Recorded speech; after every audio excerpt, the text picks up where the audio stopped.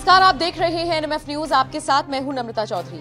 मनीष कश्यप ने भारतीय जनता पार्टी का दामन थाम लिया है और उसके बाद से ही वो मोदी विरोधियों को जमकर कोस रही हैं। बिहार में हुंकार भर रहे मनीष कश्यप ने निर्दलीय चुनाव लड़ने का ऐलान किया था, लेकिन उसके बाद जिस तरीके से उनका भौकाल टाइट हुआ, न सिर्फ बिहार में बल्कि यूपी से लेकर दिल्ली में, उसने कहीं ना कहीं बीजेपी आलाकमान की टेंशन को बढ़ा दिया था और इसीलिए फिर उन्हें ऑफर आया और उन्होंने बीजेपी ज्वाइन कर ली। लेकिन इन सब के बीच अब जिस तरीके से प्रकोप दिख रहा है मनीष कश्यप का मोदी विरोधियों पर, वो देखने लायक है। नेहा सिंह राठौड़ उनमें चाहे हो, लालू प्रसाद यादव चाहे उनमें हो, या फिर आरजेडी के बाकी नेता, लगातार तंज कसते हुए नजर आ रहे हैं मनीष कश्यप। और अब जब लालू प्रसाद यादव मुसलमानों के हक की बात कर रहे हैं, उनको आरक्षण दिए जाने की मांग कर रहे हैं, तो ऐसे में मनीष कश्यप ने ऐसा लताड़ा लालू प्रसाद यादव को कि पूरा बिहार देखता रह गया। और इसकी आड़ में सिर्फ लालू प्रसाद यादव ही नहीं, नेहा सिंह राठौड़ समेत बाकी मोदी विरोधी भी आ गए। और इसी के साथ मनीष कश्यप ने यह भी कह दिया कि आएंगे तो मोदी ही। जरा सुनिए मनीष कश्यप ने किस तरीके से मोदी विरोधियों को लताड़ा। लालू प्रसाद यादव ने 4% मुस्लिम आरक्षण की बात कही है और इस वजह से लालू प्रसाद यादव यानी राष्ट्रीय जनता दल के जितने भी सांसद प्रत्याशी हैं उनमें से ज्यादातर नाराज है। सुनने में ये भी आ रहा है कि उनकी बेटी मीसा भारती और रोहिणी आचार्य ये लोग भी नाराज हैं कि आखिर जो है बीच चुनाव में ऐसी क्या जरूरत पड़ी कि मुस्लिम आरक्षण के सहारे जो है लालू जी को जो है वो अपने पार्टी का नैया पार कराने का नौबत आन पड़ा। और आखिर लालू जी के सपने में कौन आया था जो कहा कि लालू जी आप 4% आरक्षण की बात कहें। कमाल की बात यह है कि वो 4% आरक्षण के बाद ओबीसी जो पिछड़ा समाज है, जिसके साथ हमेशा लालू प्रसाद एंड इनकी फैमिली जो है हमेशा जो है धोखाधड़ी की है, उनके हक को मारा है, चारा घोटाला किया है, वो समाज जब नाराज होने लगा और सवाल पूछने लगा तो फिर इन्हें बैकफुट पे आना पड़ा और कहना पड़ा कि नहीं, मेरे बातों को तोड़ मड़ोड़ के पेश किया गया है। अब जरा ये बताइए कि 4% आरक्षण ये देंगे कैसे? संवैधानिक तो है नहीं, असंवैधानिक तरीके से ये लोग काम करेंगे। अब सोचने वाली बात है कि संविधान का हत्या ये विपक्ष वाले खुद करते हैं और उसके बाद से जो है चिल्लाना शुरू करते हैं कि अरे संविधान का हत्या हो गया, हत्या हो गया, हत्या हो गया, हत्या हो गया। अरे भाई, ऐसा काम खुद है तुम लोग करते हो, उसके बाद से तुम लोग चिल्लाना शुरू करते हो। और देखो, ऐसा जब तक आप लोग करते रहेंगे तब तक जो है, तब तक आप लोगों की सरकार नहीं आने वाली है।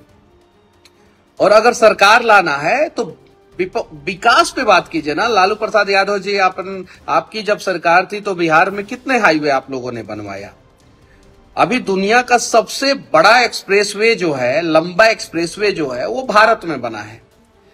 सड़कों के नेटवर्क के मामले में जो है अमेरिका के बाद जो है भारत जो है वो दूसरे नंबर पे आ गया। पहले जो है भारत जो है वो टॉप 10 में नहीं हुआ करता था। आज जो है पूरे दुनिया में भारत जो है दूसरे नंबर पे आ गया सड़क नेटवर्क के मामले में। रेलवे इलेक्ट्रिफिकेशन के मामले में 93% अमेरिका और चाइना से जो है भारत आगे निकल गया। इलेक्ट्रिफिकेशन के मामले में 93% रेलवे लाइन का जो है वो इलेक्ट्रिफिकेशन हो चुका है।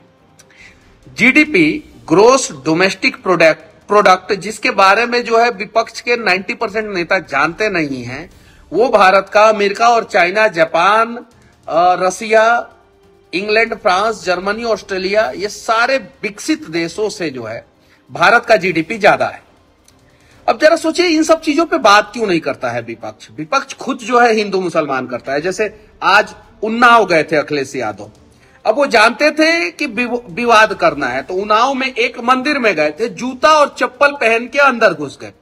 मंदिर के बाहर लिखा हुआ है, जैसे मक्का मदीना के बाहर लिखा हुआ है कि गैर मुस्लिम इसके अंदर प्रवेश नहीं कर सकते, वैसे ही उस मंदिर के बाहर लिखा हुआ है कि गैर सनातनी इस मंदिर के अंदर प्रवेश नहीं कर सकते।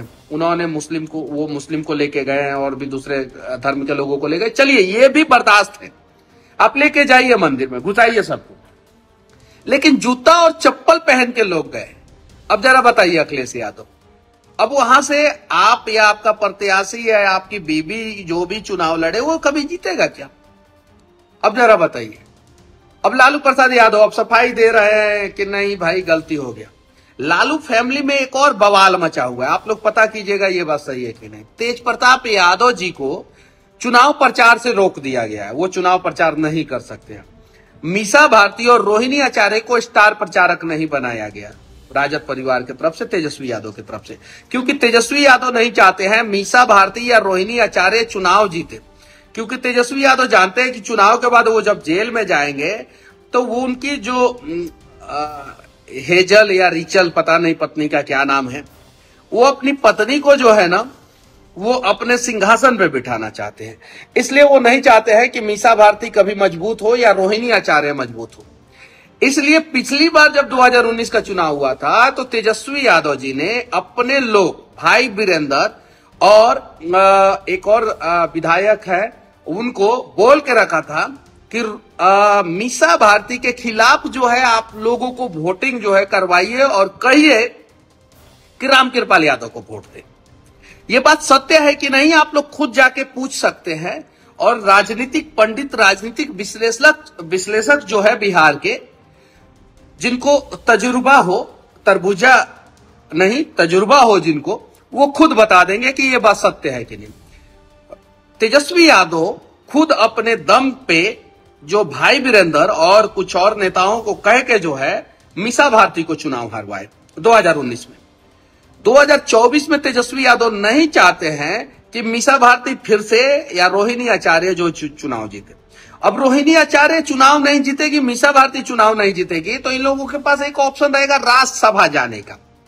राज्यसभा तो चले जा सकते हैं, लेकिन जब आप लोकसभा में चुनाव में जब हार जाइएगा तो आपका कद छोटा हो जाएगा। यानी पब्लिक फिगर मीसा भारती और रोहिणी आचार्य ना बने, इसका पूरा प्रयास तेजस्वी यादव करते हैं। तेज प्रताप यादव कहीं भाषणों में नहीं दिख रहे हैं, रियरली कहीं एक दो जगह दिख रहे हैं, जबकि तेज प्रताप यादव जो है स्टार प्रचारक बन सकते थे। अगर फैमिली एंड पार्टी ही है तो तेज प्रताप यादव भी स्टार प्रचारक बन सकते थे, लेकिन उन्हें कहीं नहीं बनाया गया। कोई यादव दूसरा नेता को जो है आरजेडी ने स्टार प्रचारक नहीं बनाया, किसी भी यादव दूसरे नेता को स्टार प्रचारक नहीं बनाया, किसी भी मुसलमान को जो है स्टार प्रचारक नहीं बनाया। सिंगल स्टार प्रचारक तेजस्वी यादव, सिंगल स्टेपनी के रूप में वो मुकेश सहनी को हर जगह लेके घूम रहे हैं, हर जगह लेके घूम रहे हैं। वही मुकेश सहनी जिनके पीठ पीछे खंजर जो है तेजस्वी यादव जी ने घोंपा था। ऐसा मुकेश सहनी जी ने कहा था लाइव प्रेस कॉन्फ्रेंस से। मुकेश सहनी भाग गए थे। मुकेश सहनी को जो है किसी ने नेता बनाया तो वो नरेंद्र मोदी जी ने बनाया। Y+ सिक्योरिटी मिला, फिर भी मुकेश सहनी जो है चले गए। चलिए ठीक है, वो उनका पर्सनल सोच था, उस पर मैं कुछ कहना नहीं चाहता। लेकिन बिहार की राजनीति में लालू परिवार की स्थिति ये है कि आज लालू प्रसाद यादव खुद नहीं चाहते हैं कि तेजस्वी के अलावा कोई नेता बने, जबकि राबड़ी देवी चाहती हैं कि उनकी दोनों बेटी और तेज प्रताप भी बिहार में नेता के रूप में एस्टेब्लिश्ड हो। जो राबड़ी देवी है वो चाहती है, लेकिन चूंकि लालू एंड लालू का वल्ली वन काबिल सन जो लालू जी समझते हैं तेजस्वी यादव को, जो माता पिता दोनों सीएम रहने के बावजूद जो है तेजस्वी यादव जी जो है 9वां पास नहीं कर पाए, उनको समझते हैं, तो उसके आगे किसी को ये लोग आगे नहीं बढ़ने नहीं देना चाहते। अब रही बात 4% आरक्षण की। अब 4% आरक्षण के वजह से जो थोड़ा बहुत कहीं कंडीशन ठीक भी दिख रहा था वो बैकफुट पे चला गया। राजद का जितना भी प्रत्याशी वो बैकफुट पे चला गया। शिवहर में रितु जायसवाल सुनने में आ रहा है कि नाराज है क्योंकि 4% आरक्षण की बात लालू प्रसाद यादव कर दिए। ऐसे भी मुसलमानों को तो ये लोग बंधुआ मजदूर समझते हैं, अगर आरक्षण दे ना दे मुसलमान तो ऐसे भी वोट दे रहा था। ऐसा इन लोगों का परसेप्शन था कि मुसलमान जो है वो वोट दे ही रहा था। अब 4% आरक्षण की बात कर दी है। अब जो हिंदू वोट देने वाला था, अब इसमें सबसे ज्यादा नाराज कौन से कास्ट के लोग हो गए? यादव कम्युनिटी के लोग सबसे ज्यादा नाराज हो गए कि भाई आप 4% आरक्षण दोगे, किसका काट के, किसका हक मार के दोगे? अब बताइए, ये सारी चीजें जो है लालू जी का स्टेटमेंट जो है खलबली मचाया हुआ है बिहार में इन्हीं के पार्टी में, और भारतीय जनता पार्टी तथा एनडीए गठबंधन को बैठे बिठाया एक मुद्दा दे दिया। जो एनडीए गठबंधन एग्जिट पोल के सर्वे में जो एनडीए गठबंधन को सर्वे दिखा रहा था कि बिहार में 30 से 32 सीट एनडीए गठबंधन जीत सकता है, वही एग्जिट पोल का सर्वे जो है अब 36 से 38 सीट दिखाने लगा। लेकिन जिस प्रकार से ये लोग अपने मतलब कि कुकर्मों को जो है सामने लाएंगे विपक्ष वाले, एनडीए गठबंधन 40 में से 40 सीट जीतेगा बिहार में, 40 में से 40। एक और चीज बिहार के लोगों से मैं कहना चाहता हूं कि अगर आप चाहते हैं कि बिहार में आपकी बहन बेटी की सुरक्षा हो, बिहार का विकास हो, संदेश खाली बिहार ना बने। आप देखिए, एक सीट है किशनगंज, जहां पे एक पर्टिकुलर कम्युनिटी की जनसंख्या ज्यादा है, तो वहां से कभी भी जीतता है तो उसी के कास्ट के लोग जीतते हैं, उसी के धर्म के लोग जीतते हैं, क्योंकि उनकी संख्या जो है 55% से ज्यादा है। मैं किसी धर्म को जो है भला बुरा नहीं कहना चाहता हूं, मैं सोच पे आना चाहता हूं। देखिए, मुसलमानों के लिए सबसे ज्यादा विकास अगर किसी ने किया है तो आदरणीय नरेंद्र मोदी जी ने किया है। मुसलमानों का बर्बादी का कहानी अगर किसी ने लिखा है तो वो कांग्रेस पार्टी ने लिखा है। मुसलमानों को बच्चा पैदा करने का फैक्ट्री और वोट मशीन बना के रख दिया कांग्रेस ने। अब मुसलमानों का भला जो है वो उज्ज्वला योजना के तहत, इज्जत घर जो शौचालय होता है उसके तहत, प्रधानमंत्री आवास योजना के तहत, इन सब चीजों के तहत जो है उन्होंने दिया। अब देखिए, लालू जी के समर्थक यहाँ पे गंदी गंदी गाली लिख रहे हैं। उस पे नेहा सिंह राठौर जो है एक अपने आप को लोक गायिका कहने वाली है, उस पे कुछ नहीं कहेंगे, उस पे कोई एफआईआर नहीं होगा। खूब गंदा गंदा गाली लिख रहे हैं। अब ये लोग जब गंदा गंदा गाली लिखते हैं तो हम लोगों के अंदर और ताकत आता है कि भाई इन लोगों की गंदगी को, इन लोगों की मानसिकता को दूर करना है। मैं नाम किसी का नहीं रखना चाहता बस, और इन लोगों का जो चाल चरित्र है उसको दुनिया के सामने लाना। अब देखिए, मैं तो एग्जैक्ट चीजें बता रहा हूं। आप लोग जाके पूछिए लालू जी के जो समर्थक हैं, वो लालू जी के लाल से पूछिए कि वो अपनी पत्नी का कसम खा के बोले कि क्या वो चाहते हैं कि रोहिणी आचार्य और मीसा भारती चुनाव जीते। चाहते हैं तो खुल के उनके लिए चुनाव प्रचार क्यों नहीं कर रहे हैं? और जब चुनाव प्रचार करने जा रहे हैं तो वहां पे रोहिणी आचार्य के लिए चुनाव प्रचार, जो सिंगापुर की नागरिक है रोहिणी आचार्य, हिंदुस्तान की तो, इंडिया की तो है नहीं, इंडी गठबंधन की हो सकती है, लेकिन सिंगापुर रहती है, सिंगापुर की नागरिकता भी शायद से उनको मिल चुका है। वो सिंगापुर वाली जो रोहिणी आचार्य, लालू जी की लाल, वो रोहिणी आचार्य के चुनावी सभा में जब तेजस्वी यादव जाते हैं तो कमाल का एक सेंटेंस वो बोलते हैं, नौवा फेल का जो है वहां पे भी एक सबूत देते हैं। कहते हैं कि मेरे पूरे घर में आप लोग नोटिस कीजिएगा, वो कहते हैं कि मेरे पूरे घर में मेरा और रोहिणी दीदी का ब्लड ग्रुप जो है वो ओ पॉजिटिव है, ओ पॉजिटिव है। ध्यान दीजिएगा, यहां पे तेजस्वी यादव जी कहते हैं कि मेरा और रोहिणी दीदी का ब्लड ग्रुप जो है ओ पॉजिटिव है, बाकी मेरे पूरे परिवार का ब्लड ग्रुप जो है B- है। अब जरा सोचिए, जिस व्यक्ति को ब्लड ग्रुप के बारे में नहीं पता है, ब्लड ग्रुप पॉजिटिव और निगेटिव होता है, माइनस और प्लस नहीं होता है, वो व्यक्ति बिहार में स्वास्थ्य मंत्री बन बैठा था। यानी कहने का मतलब है कि तेजस्वी यादव जी के ज्ञान पे इतना ज्यादा हंसी आता है कि इनका मतलब ये हुआ कि आपको जो है कोरोना प्लस हुआ है और कोरोना माइनस हुआ है। जैसे इन्होंने कहा, मंच पे कहा, और अनपढ़ लोग जो है ताली बजा रहे हैं, वाह वाह वाह तेजस्वी भैया बहुत बढ़िया। अरे मूर्खो, वहां से वो कह रहे हैं कि मेरा और रोहिणी दीदी का ब्लड ग्रुप O पॉजिटिव है और मेरे पूरे परिवार का ब्लड ग्रुप B- है। यहां पे O पॉजिटिव, वहां पे B-। अब माइनस और निगेटिव में क्या फर्क होता है, मैथ्स में, फिजिक्स में और बायोलॉजी में ये पता ही नहीं है। अगर पता होता तो शायद B- कहते हैं। यानी कहने का मतलब है कि अगर अगर देश के स्वास्थ्य मंत्री होते या साइंटिस्ट होते, दुनिया में कहीं मेडिकल फील्ड में साइंटिस्ट होते और कोरोना आता तो ये कहते corona plus variant, corona minus variant. या सिम्टम्स जो होता है उसके हिसाब से कहते हैं कि आप कोरोना प्लस हो गए हैं और आप कोरोना माइनस हो गए हैं। कमाल का ज्ञान है। और तो तजुर्बा खाने वाले लोग ताली बजा रहे हैं, वाह रे वाह भाई। अरे रोकिए आप अपने नेताजी को, नहीं है नॉलेज उनको, जितना मुंह खोलेंगे उतनी सच्चाई आएगी। और जलवा में हमको डलवा के गलती किए थे, पहले हम कुछ कम बोलते थे, हम बोलते ही नहीं थे इन लोगों के बारे में। अब तो हमारा अंदर का डरे खत्म कर दिए हैं तो आप बोल रहे हैं। और हाँ लालू जी, आप बढ़िया बोल रहे हैं एकदम। आप ऐसा ही ऐसा मुद्दा उठाइए और बीजेपी एनडीए गठबंधन 400 पार जाएगा। रही बात उम्र के साथ साथ कभी दिमाग भी जो है हैंग हो जाता है या जो भी हो जाता है, जो भी। अब माफी मांगते रहिए लोग, 4% आरक्षण पे माफी मांगते रहिए। हालांकि आप लोग कितना भी कोशिश कर लीजिए, O positive B minus group वाले लोग जितना कोशिश करना है उतना कोशिश कर लीजिए, 400 पार तो होगा ही।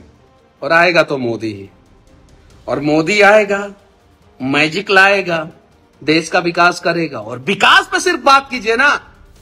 है राजद में कोई प्रवक्ता, हिम्मत है दिल्ली में या पटना में कहीं भी मंच पे 10 बात मैं डेवलपमेंट पे करूंगा, और राजद का कोई भी प्रवक्ता 10 बात डेवलपमेंट पे करे। एगो प्रवक्ता एक डिबेट शो में, न्यूज 18 के डिबेट शो में हमको मिल गए, धरना पे हम उनको बैठा दिए थे। आप लोगों ने वीडियो देखा ही होगा कि मनीष जी को चुप कराइए नहीं तो मैं धरने पे बैठ जाऊंगी। एक के दिन में धरना पे बैठा दिए थे। डेवलपमेंट पे सिर्फ मैं आया ही हूं सिर्फ विकास पे बात करने। मैं इधर उधर की बातें नहीं कर रहा। मैंने जो जब राम मंदिर की बातें कर दी थी की थी। अब सिर्फ रोजगार पे बात होगा, भारत के विकास पे बातचीत होगा। डेवलपमेंट विकास का अंग्रेजी होता है लालू एंड फैमिली। सिर्फ डेवलपमेंट पे बातचीत होगा। 4% आरक्षण पे बातचीत, समझे। और चलिए फिर से एक बार मोदी सरकार, लालू जी सपने देख रहे थे और सपना में तेजस्वी जी आए थे और कह रहे थे अब की बार, तो लालू जी कह रहे थे सपना में मोदी सरकार। और सवेरे उठते ही 4% आरक्षण पे बात कर दी है। और कमाल की बात यह है कि जो सारण के राजद के विधायक हैं या राजद के कार्यकर्ता हैं, जो बड़े लेवलों पे हैं, जो अपने आप को विधायक और सांसद के रूप में देखना चाहते हैं, वो रोहिणी आचार्य के साथ नहीं है। क्योंकि उन्हें पता है कि रोहिणी आचार्य को हराएंगे, रोहिणी आचार्य सिंगापुर जाएंगी और तबे ना हमको जो है सांसद का टिकट मिलेगा अगली बार। पूछिए ये बात सत्य है कि नहीं है, जाके पता कीजिए लोग, आप लोग सारण में पता कीजिए लोग अगर ये बात। हम तो दिन रात रिसर्च में लगे हुए हैं, जब से जेल से निकले हैं। जेल में भी थे 9 महीना, खाली किताब पढ़े। आज जेल से निकलने के बाद खाली जो है लालू एंड फैमिली का कुंडली खंगालते हैं, खाली पूरा कुंडली, बायोडेटा, कहाँ कहाँ क्या हो रहा है क्या नहीं हो रहा है। हम पहले ही बोल दिए थे रोहिणी आचार्य को टिकट मिलेगा, चुनाव से 3 महीना 3.5 महीना पहले ही बोल दिए थे, मिला टिकट। हम अभी ये बोल रहे हैं रोहिणी आचार्य और मीसा भारती को, दोनों को जो है तेजस्वी यादव हरवाएंगे। और जाके पूछिएगा, मीसा भारती से भी पूछिएगा कि वो तेजस्वी यादव के बारे में क्या सोचती है। एक और बात हम बोल दे रहे हैं, गांठ बांध के लिख लीजिए लो।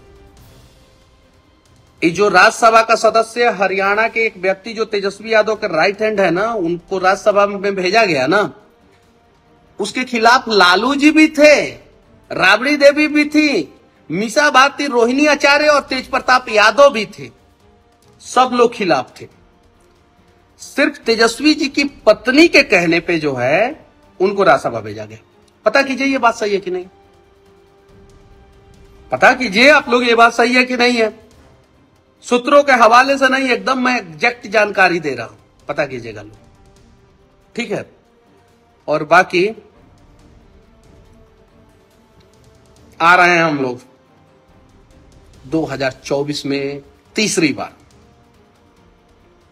और अब उन लोगों की कुंडली खंगाली जाएगी जो लोग देश में रहते हैं लेकिन चाइना से फंडिंग कराते हैं, पाकिस्तान से फंडिंग कराते हैं और देश को बर्बाद करने की सोचते हैं, ठीक है।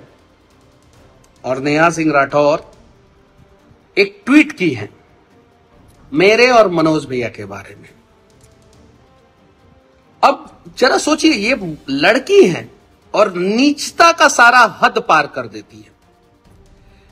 शर्म आता नहीं है इनको, किसी को कुत्ता कह देती है, किसी को जूता से मारने की कह देती है, किसी को कीचड़ कह देती है।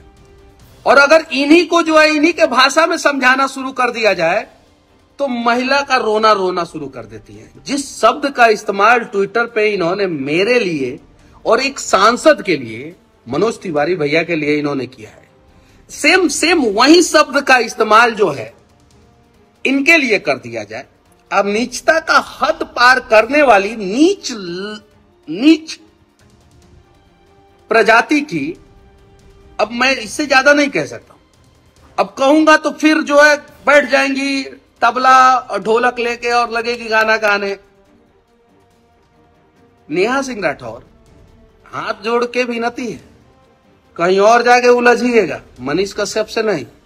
क्योंकि मनीष कश्यप जब बुरे दौर में था तो आप खुश थी, मेरे खिलाफ वीडियो बना रही थी, और जब आप बुरे दौर में थी तो मनीष कश्यप का एहसान मानिए कि मनीष कश्यप ने आपके समर्थन में वीडियो बनाया था। नमक हरामी जो है आपके रग रग में होगा, मनीष कश्यप के अंदर नहीं है। ना मैंने आपके बारे में ट्विटर पे कुछ लिखा, ना मैंने आपके बारे में आपके खिलाफ वीडियो बनाया। शुरुआत आपने किया था, अंत तो अब हम करेंगे, ये चीज है। और हां, रही बात जिन लोगों को राष्ट्रवाद और राष्ट्रवादी लोग पसंद नहीं है, वो लोग तो आके जो है गाली गलौज करेंगे, कोई फर्क नहीं पड़ता। जिनको दलितों का विकास जो है, जो मोदी जी ने किया है, जो 4 करोड़ घरों को दिया है, जो कांग्रेस जो है पूरे 70 साल के कार्यकाल में नहीं दे पाया, वो पसंद नहीं है तो वो तो आगे गाली गलौज करेंगे। और हम डेवलपमेंट पे सिर्फ बात करेंगे। पिछड़ों को आवाज नरेंद्र मोदी जी ने दिया, उनको तरक्की करने का अवसर दिया। पिछड़ों के लिए नेता, पिछड़ों के नाम पे राजनीति करके बहुत सारे नेता बने आजाद भारत में, नो डाउट। लेकिन पिछड़ों को डेवलपमेंट से जोड़ने वाला नरेंद्र मोदी जी, दलितों को डेवलपमेंट से जोड़ने वाला नरेंद्र मोदी जी, ये बात सही है, सबको पता है। कुछ लोग बोल रहे हैं कि जब मोदी जी ने देश का विकास किया और अनेकों लोगों को गरीबी रेखा से बाहर निकाला, तो फिर राशन क्यों बांट रहे हैं 5 केजी? उनसे कह देना चाहता हूं कि हमारे पास सरप्लस राइस है, सरप्लस गेहूं है, सरप्लस चीनी है। और जब सरप्लस है तो कांग्रेस के सरकार में ये सारी चीजें गोडाउन में सड़ जाया करती थी, एफसीआई के गोडाउन में सड़ जाया करता था, चूहा खा जाया करता था। नरेंद्र मोदी जी ने कहा कि अगर चूहा खा जाएगा अनाज को एफसीआई के गोडाउन में तो एफसीआई के अधिकारी सस्पेंड होंगे, अगर अनाज सड़ गया तो एफसीआई का अधिकारी सस्पेंड होंगे। तो फिर निर्णय हुआ कि हमें 150 देशों का पेट भरने के साथ साथ, भारत 150 देशों में अनाज सप्लाई करता है, जो दुनिया का सबसे बड़ा अनाज सप्लाई करने वाला टॉप 5 देश में से भारत भी एक है, और सबसे ज्यादा देशों में सप्लाई करने वाला टॉप 3 कंट्री में भारत एक है। तो 150 देशों में भारत जो है अनाज सप्लाई करता है। उसमें सप्लाई करने के बाद भी, जो सप्लाई पहले करता था लोग, कांग्रेस वाला लोग कमीशन का खेल खेलता था लोग, तो ज्यादा देशों में सप्लाई नहीं हो पाता था। जो अनाजे जो है 5 क्विंटल सड़ता था गोडाउन में और उसको दिखा देता था लोग 500 क्विंटल सड़ गया, और बाकी अनाज जो है ब्लैक मार्केट में बेच देता था लोग। अब वो सारा चीज नरेंद्र मोदी जी ने कंट्रोल किया तो देखा कि बहुत सारा सरप्लस राइस है, सरप्लस व्हीट है, मतलब कि गेहूं और चावल दोनों है सरप्लस, तो देश के लोगों में बांट दिया जाए। तो 5-5 केजी बांटना शुरू कर दिया। अब इससे कांग्रेस के नेताओं के पेट में जो है पथरी होना शुरू हो गया। पथरी मतलब समझते हैं, स्टोन, और हार्ट अटैक आने लगा।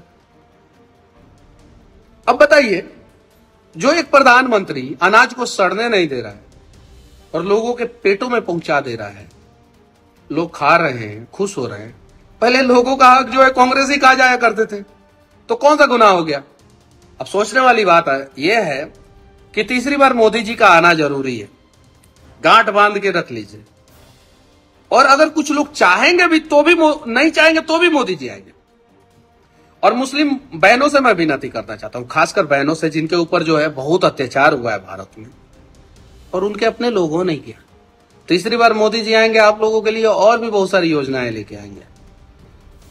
अपने घर वालों को बताइए मत, चुपचाप जो है। अब देखिए, एक राजद का गंदा कार्यकर्ता, ये बहिन डैश डैश बीजेपी, मतलब पूरे भारतीय जनता पार्टी के कार्यकर्ता को बहिन डैश डैश कर रहा है, गाली दे रहा है। बात सोच लीजिए, इतना गंदा गाली दे रहा है ये राजद का कार्यकर्ता। उसके बावजूद जो है हम लोग जो है इसके ऊपर एफआईआर नहीं कराएंगे। ममता बनर्जी से अमित मालवीय जी ने ममता बनर्जी का एक वीडियो शेयर कर दिया, ममता बनर्जी ने केस कर दिया। अब बताइए, संविधान का हत्या कौन करता है? सर ये सब करता है सर। और लालू जी के समर्थक, कान खोल के सुन लीजिए, लाठी से बिहार ना चली, प्यार से चली। और मोहब्बत के दुकान में नफरत का सामान बेचने वाले राहुल गांधी, डेवलपमेंट पे बात कीजिए। जहां जब जिस समय आप बोलिएगा उस समय लिस्ट बना के आइए, जितना देर बोलिएगा उतना देर। धर्म पे एक शब्द बातचीत नहीं होगा, सिर्फ डेवलपमेंट पे बातचीत होगा। आप अपने किसी कांग्रेस के प्रवक्ता को भेज दीजिएगा, मनीष कश्यप तैयार है। नहीं करेंगे लोग, 5 सेकंड नहीं टिक पाएंगे लोग। 5 सवाल और टाटा फीस, ये चीजें।